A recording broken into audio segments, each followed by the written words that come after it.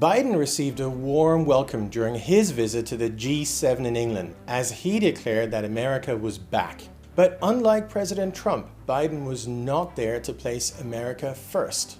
The climate agenda and multilateralism were front and center on the agenda, as were other items near and dear to the EU's heart.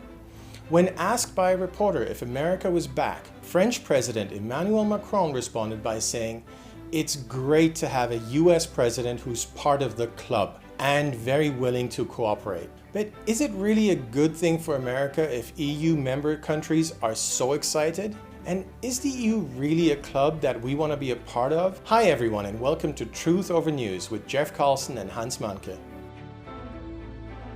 The European Union was the culmination of a series of efforts to unify Western Europe, starting in 1951 with the creation of the European Coal and Steel Community, and later, the 1957 creation of the European Economic Community, which removed many barriers of trade between member nations. Over time, the EEC added additional European nations and expanded its influence and scale, finally renaming itself as the European Union in 1992. A single shared currency, the euro, was introduced to the general public on January 1, 2002. It seemed at the time that the European Union was created primarily for political purposes rather than economic ones. Created out of political motivations and political aspirations, combined with a political goal to increase Europe's world standing and influence. Why would the EU want to create a common currency?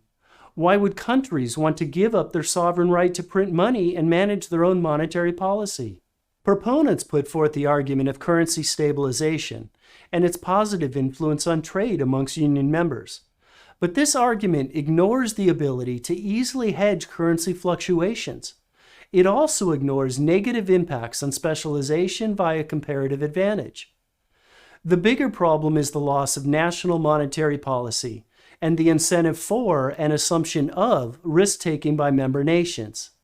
About 20 years ago, EU finance ministers started pushing their US counterparts to join them in a move towards a global monetary policy.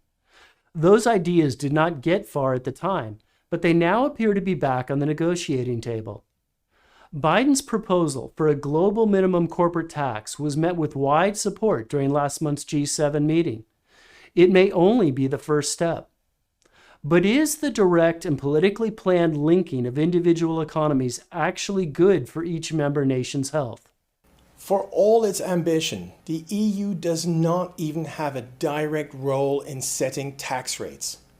The amount of taxes each citizen pays is decided by their national government, along with how the taxes are collected and spent, which creates a real problem for the EU headquarters in Brussels. When a standalone country encounters economic headwinds, it can respond by adjusting its monetary policy, interest rates, and available currency.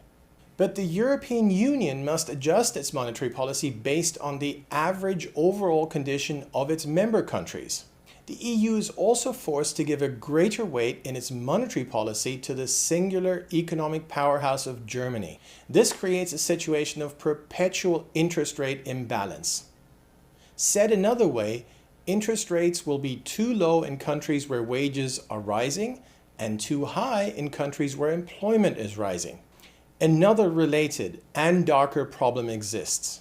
Prior to the euro's creation, if a country belonging to the old EEC engaged in monetary recklessness via increased debt or spending, the markets would respond with higher interest rates and/or falling currency prices via exchange rates. This controlling mechanism was removed with the creation of the euro. In practical effect, the stronger, more fiscally disciplined economies were not only subsidizing countries that chose to engage in more reckless monetary policy and actions, they essentially encouraged them to do so.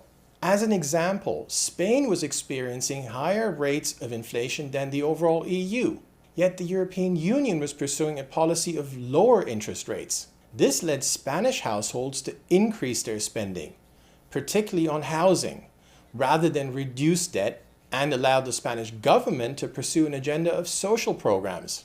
They did so because it was attractive to do so. Interests and exchange rates did not adjust for Spain's actions. Market discipline was removed. When debt markets finally took real notice of the debt GDP growth variance within the EU member nations, they dislocated and Spain entered a period of extreme recession. Italy as well. Greece was in far worse shape and ultimately engaged in a negotiated default and partial bond write-down. Some may ask if this same argument applies to the United States. After all, we are a nation of the United States. But there are some crucial differences. Milton Friedman observed that it is worthwhile for a group of independent countries to adopt a single currency when the economic shocks that hit the individual countries are similar and labor is highly mobile among the countries. The United States generally meets this test. The European Union, with its varying languages and cultures and lessened labor mobility, does not. Secondly, America has its banking institutions regulated at the federal level. Each member country in the EU regulates their own financial institutions. Bank failures in California are a federal government problem as opposed to a California problem. Not so in the European Union. Lastly, our federal government makes up a huge bulk of our overall government spending. Again, not so in Europe, where the EU's budget is dwarfed by the governmental budgets of its member nations. So what is the answer to the European Union's structural problem? If you were to listen to the leaders of the European Union in Brussels, the answer would be more of the same, and on an accelerated basis. A second answer would be to do away with the euro before the member states decide to do away with the European Union. There are many benefits to well-drafted trade agreements, but there is no need for a common currency to bind them. The EU could easily maintain free-flowing trade and all the economic benefits from free trade zones, while gaining from the fiscal disciplines that a multi-currency environment would provide. The main problem with this solution is that it would require the giving up of political power and clout from those least inclined to do so. Lastly, there could be a complete disintegration of the European Union. Some might argue that this is already happening.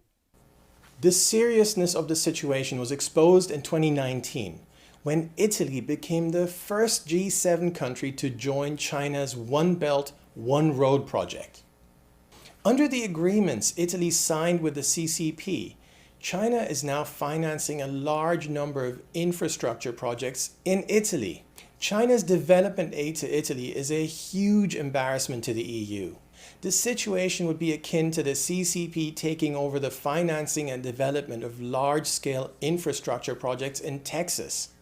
This development is also fraught with geopolitical danger, as it means that the CCP now has a foothold in the EU, not only in relation to national security issues, but also as a singularly large foreign creditor. The European Union leadership in Brussels has proven itself markedly inept at responding to crises and fiscal management in general. As a result, the EU has been tottering from one crisis to another and still faces many challenges to its future. While the realignment of US policy with the EU has been roundly welcomed by European countries, it is precisely because doing so serves to strengthen the EU at the expense of the US. As an example, the US recently rejoined the EU's Paris Climate Accord, a move that has far more to do with money than it does with climate. Heritage economists have estimated that by 2035, there will be an annual average loss of nearly 400,000 jobs, a total income loss of more than 20,000 for a family of four, and an aggregate GDP loss of over 2.5 trillion. The Paris Climate Accord is fundamentally designed to transfer wealth to other economies of the world, using the U.S. as a global piggy bank, and placing the U.S. on a weaker financial footing in the process. Globalism is a political structure, a politically desired outcome, and like all politically driven outcomes, globalism is doomed to ultimate failure if it is not concurrently supported by economics. At some point, the political system is simply overwhelmed by hard economic realities, perhaps exacerbated by the costs of the pandemic. Initially, the EU strived to become more like the US, but it failed, primarily for political reasons. Now, the process seems to be reversed, with the EU dragging the US towards a more socialist-like model. Unfortunately, Biden seems to be intent on aiding that process. Thanks for joining us on today's episode of Truth Over News. Real investigations, real facts, no narratives.